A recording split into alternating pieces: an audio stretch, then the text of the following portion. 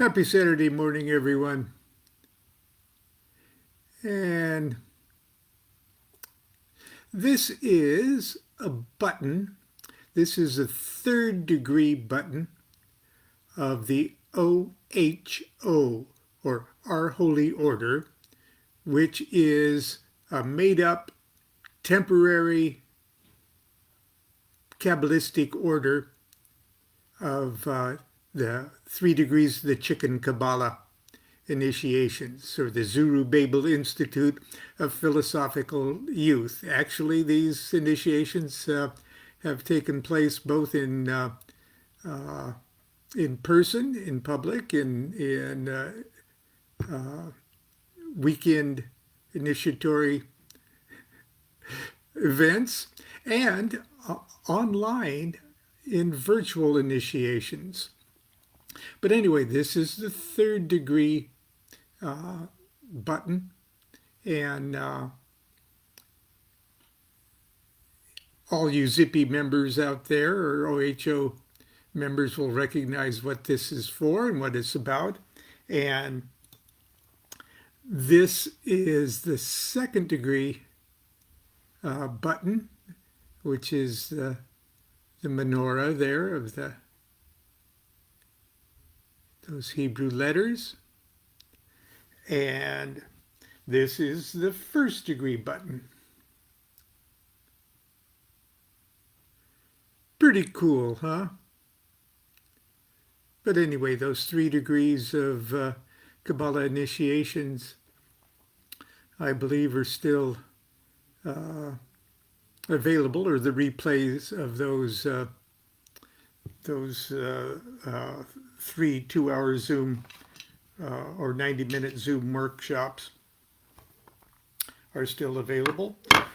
But this morning we're going to do something else. We're going to finish up the last few tidbits of understanding Aleister Crowley's Thoth Tarot. And we're into the section where we're describing what Crowley included in his Book of Thoth as instructions for divinatory process. You'll see it's pretty wild. But pretty soon, in the next couple days, probably starting Monday or Tuesday, I'm going to start reading another book. As long as this pandemic is keeping us sequestered, and I'm going to try to keep doing this as long as possible.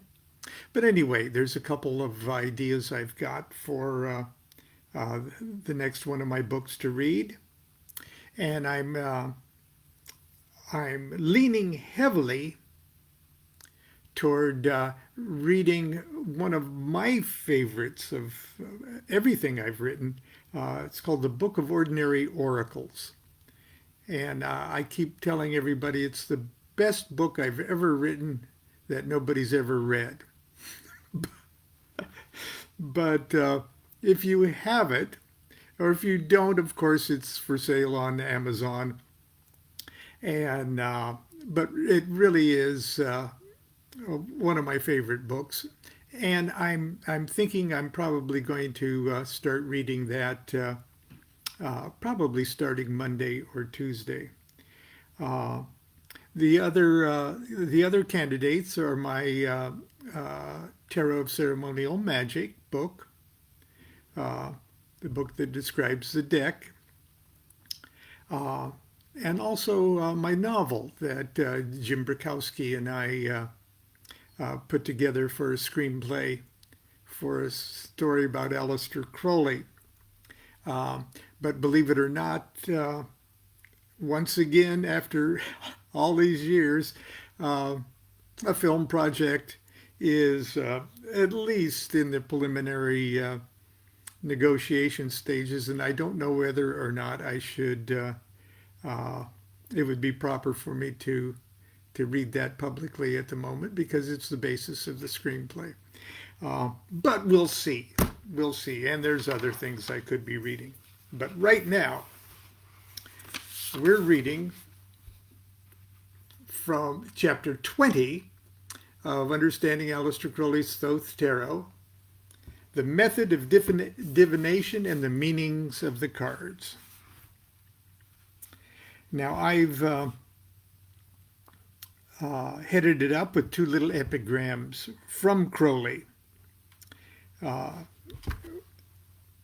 Quotes from Crowley, where he says, "All divination resembles an attempt by a man born blind to obtain sight by getting blind drunk." And then, this is pretty cool. This is a quote from a legal memorandum Crowley wrote, date uncertain, concerning the cards. "The cards are not to be sold without the book."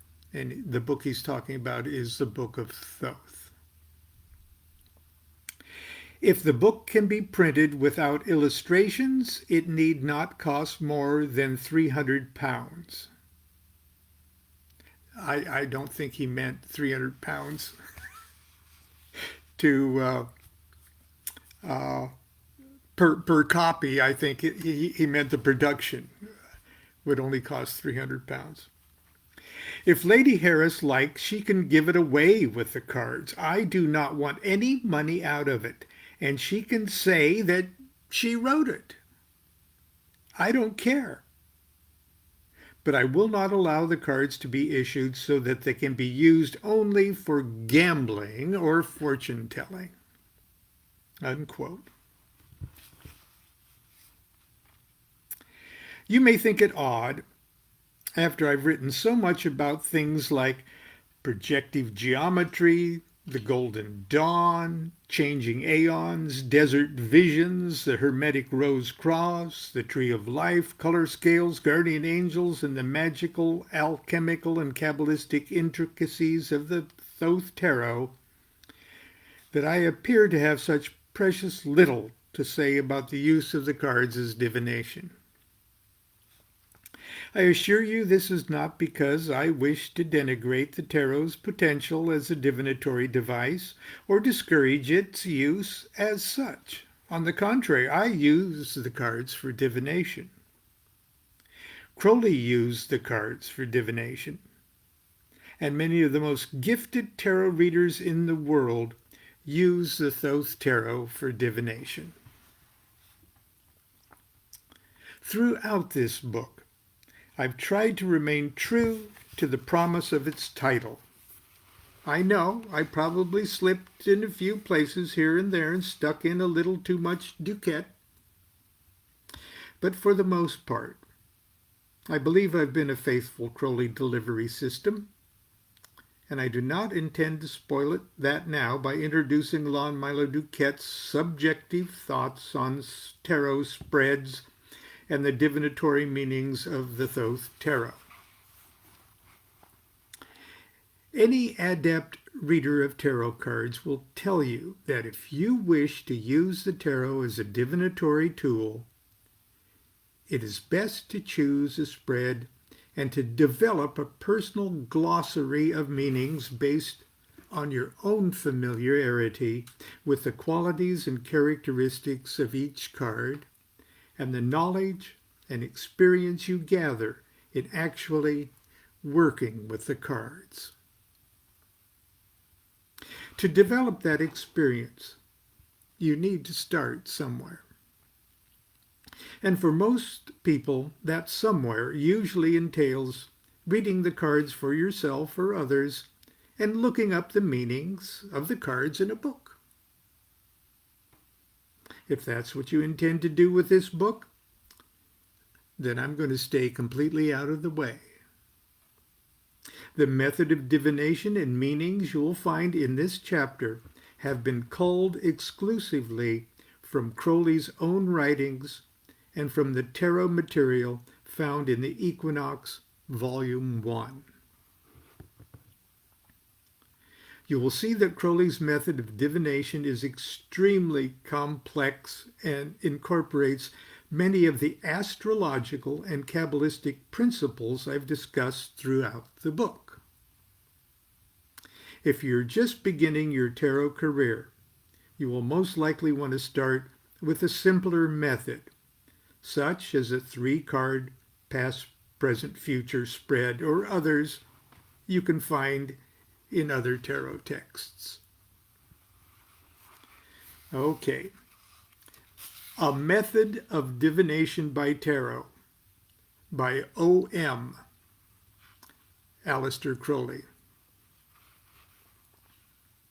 And O.M.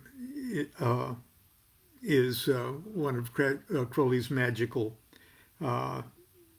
names. This is a method that is given to students of the grade of Adeptus Minor in the RR at AC. That's 5 equals 6. But it has been revised and improved while certain safeguards have been introduced in order to make its abuse impossible. OM. And maybe one of the safeguards to making the abuse impossible is the impossible complexity of this reading, of this method. But there I go, stuffing DuQuette in there again. Okay, back to Crowley. The significator. Choose the card to represent the querent, using your knowledge or judgment of his character rather than dwelling on his physical characteristics. 2. Take the cards in your left hand. In your right hand, hold the wand over them and say, I invoke thee, Iao, that thou wilt send Hru, the great angel that is set over the operations of this secret wisdom, to lay his hand invisibly upon these consecrated cards of art, that thereby we may attain true knowledge of hidden things to the glory of thine ineffable name. Amen. Then hand the cards to the querent and bid him think of the question attentively and cut. 4. Take the cards as cut and hold for dealing. Now, so far that's easy. The first operation. This shows the situation of the querent at the time when he consults you. 1. The pack being in front of you, cut and place the top half to the left. Cut each pack again to the left. These 4 stacks represent Yod, He, Vav, He, from right to left. Find the significator. In other words, go through each of those stacks and find the significator. If it be in the Yod stack, that would be the one to the far right. The querent refers to work, or the question refers to work, business, etc. If in the He pack, to love, marriage, or pleasure. If in the Vav pack, to trouble, loss, scandal, quarreling. If in the He final pack, to money, goods, and such purely material matters. 5. Tell the querent what he has come for. If wrong, abandon the divination. Take the money and go to a pub. I threw that in. Okay, if correct or if right, Spread out the pack containing the significator, face upwards. So spread them out, face upwards.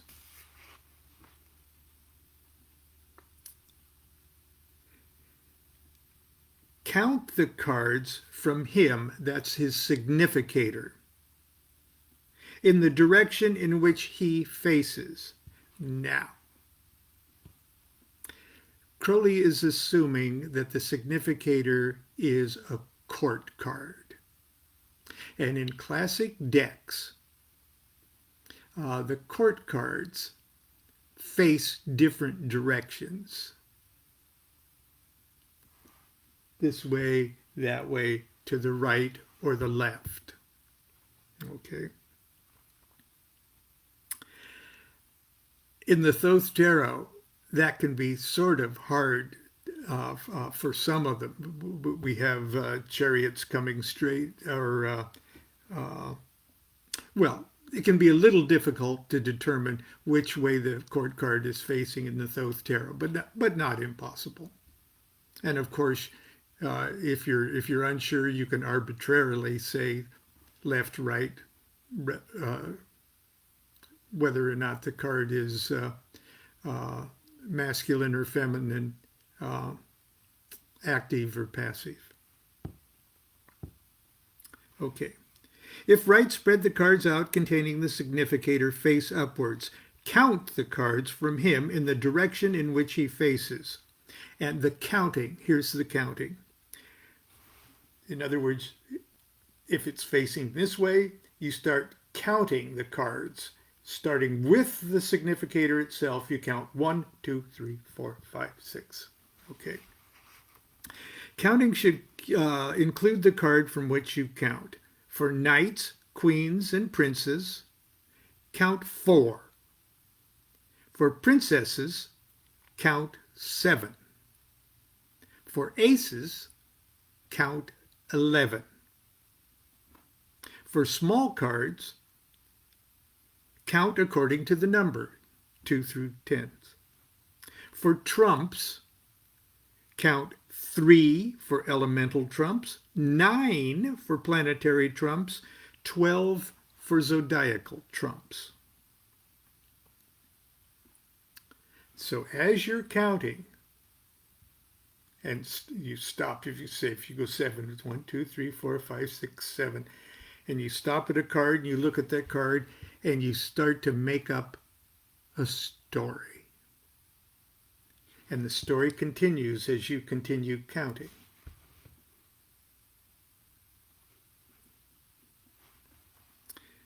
And you keep doing that until you come back to the one you started at.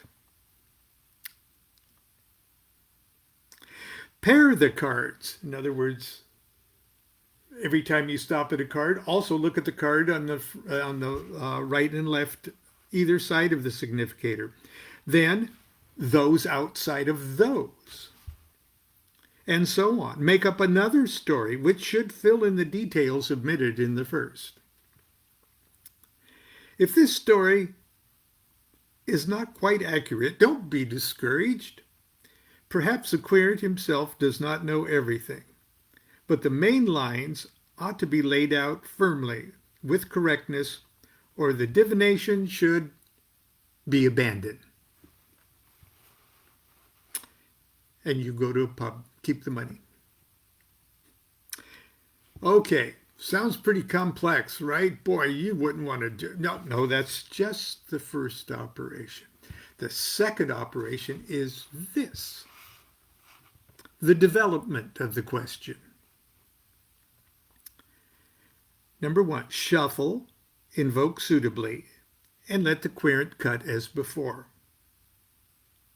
Deal the card into 12 stacks for the 12 astrological houses of heaven. Now, it doesn't say this, but the houses run in a counterclockwise position. Make up your mind in which stack you ought to find the significator. In other words, in the 11th house, if the question concerns marriage, and so on. Examine this chosen stack. If the significator is not there, try some cognate house. On a second failure, abandon the divination. Take the money, go to the pub.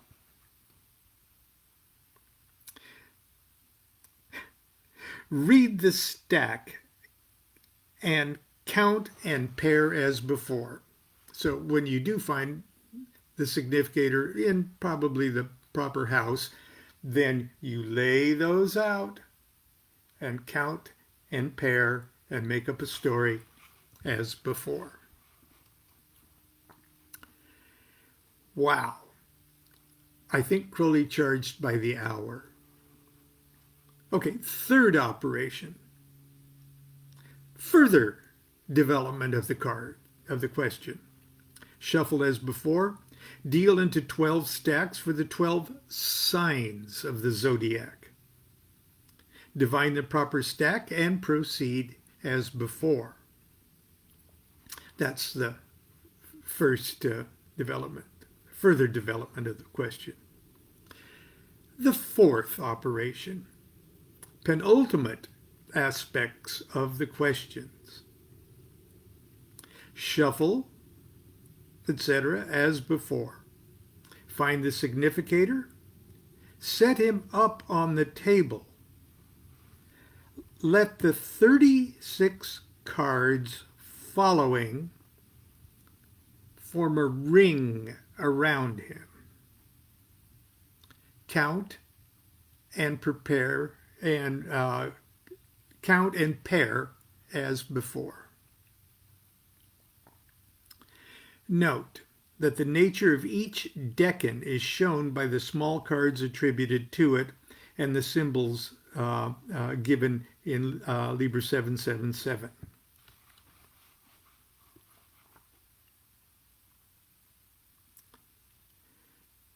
Fifth operation,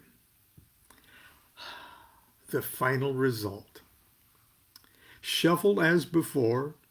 Deal into 10 packs in the form of the Tree of Life. Make up your mind where the significator should be as before, but failure does not here necessarily imply that the divination has gone astray. Don't go to the pub yet. Count and pair as before. Note that one cannot tell at what part of the divination the present time occurs. Usually the first operation seems to indicate the past history of the question, but not always so. Experience will teach. Sometimes a new current of high help may show the moment of consultation. I may add that in material matters this method is extremely valuable. I have been able to work out the most complex problems in minute detail, Crowley says. It is quite impossible to attain satisfactory results from this or any other system of divination unless the art is perfectly required.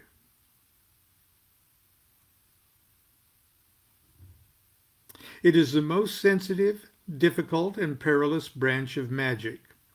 The necessary conditions, with a comprehensive comparative review of all important methods in use, are fully described and discussed in Magic, chapter 17.